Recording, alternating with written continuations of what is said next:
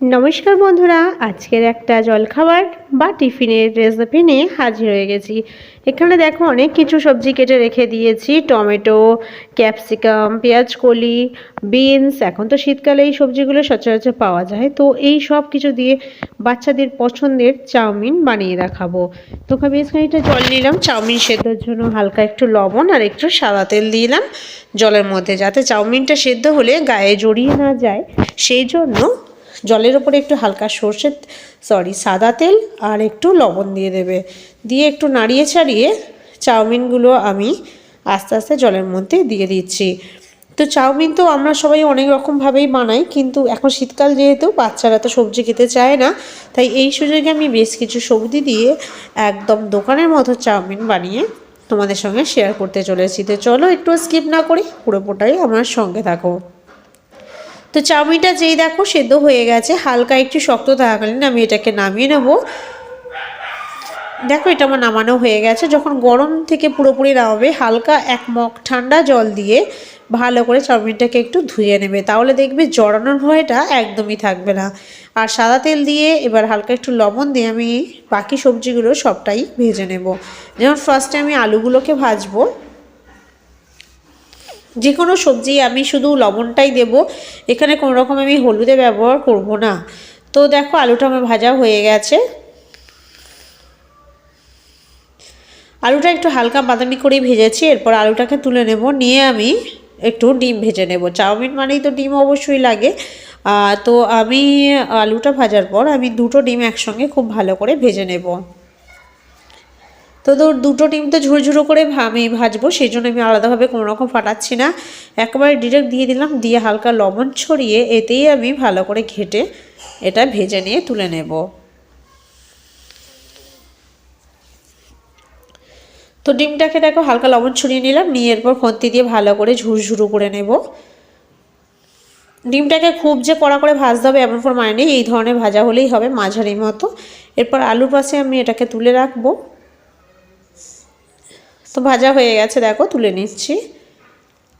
হালকা একটু সাদা মতনই রেখেছি। তো ডিমটা আমার ভাজা হয়ে গেলে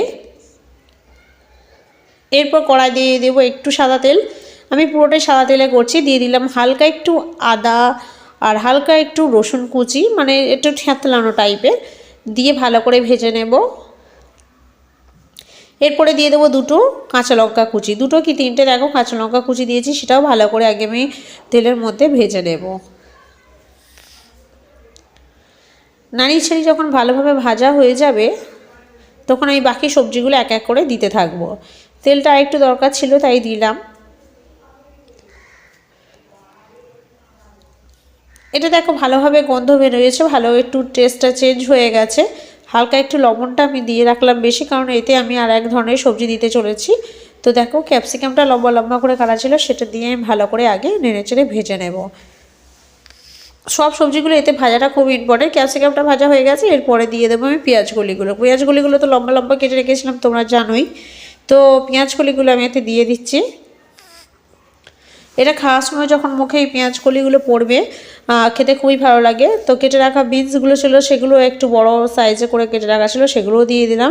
সবুজে সবুজে একাকার হয়ে গেছে। এর মধ্যে হালকা একটু টমেটো কুচি দেবো, সেটাও কিন্তু দানাগুলো ফেলে লম্বা লম্বা করেই পিস করেছি, যাতে এই সমস্ত সবজি যখন ভাজার পরে যখন আমি চাউমিনটা বানাবো যেন টেস্টটা অন্যরকম হয়ে যায়। তো দিয়ে দিলাম একটা গোটা পেঁয়াজ কুচানো। এরপর ভালো করে আমি এটাকে ভাজতে থাকবো যতক্ষণ না এগুলো নর্মালি খুব ভালোভাবে কুক হয়। তো দিয়ে দিলাম আর একটু বেশি লবণ, সবজিতে লবণটা ঠিকঠাক পরিমাণ থাকাটা ভীষণ দরকার।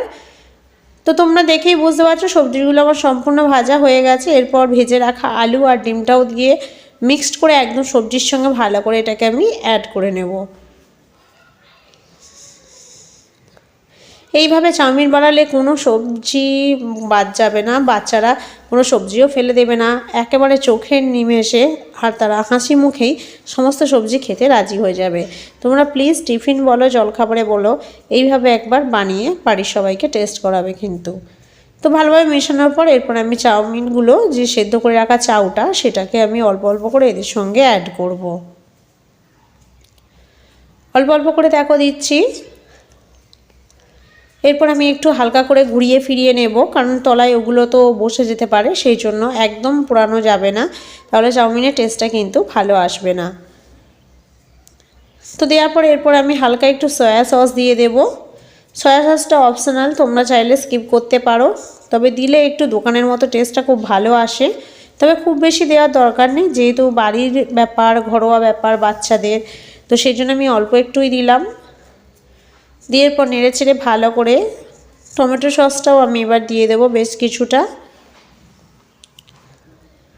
চাউমিন আমার শেষের পথে, সেজন্য আমি টমেটোটাও ভালো করে আমি এতে টমেটো কেচাপটাও আমি ভালো করে এটা অ্যাড করে দেব। তো ফাইনালি আমার চাউমিন রেডি। তো চলে যাব এটাকে নামানোর জন্য। তো বন্ধুরা, এই ছিল আমার আজকের চাউমিন মুখরোচক একদম টেস্টি জলখাবার রেসিপি ভিডিও। কেমন লাগলো অবশ্যই কমেন্ট বক্সে জানাবে। ভিডিও ভালো লাগলে প্লিজ লাইক দিয়ে চ্যানেলটা সাবস্ক্রাইব করে পাশে থাকবে। তো চলো বন্ধুরা, টাটা, আবার দেখা হচ্ছে অন্য রেসিপির অন্য ভিডিওতে।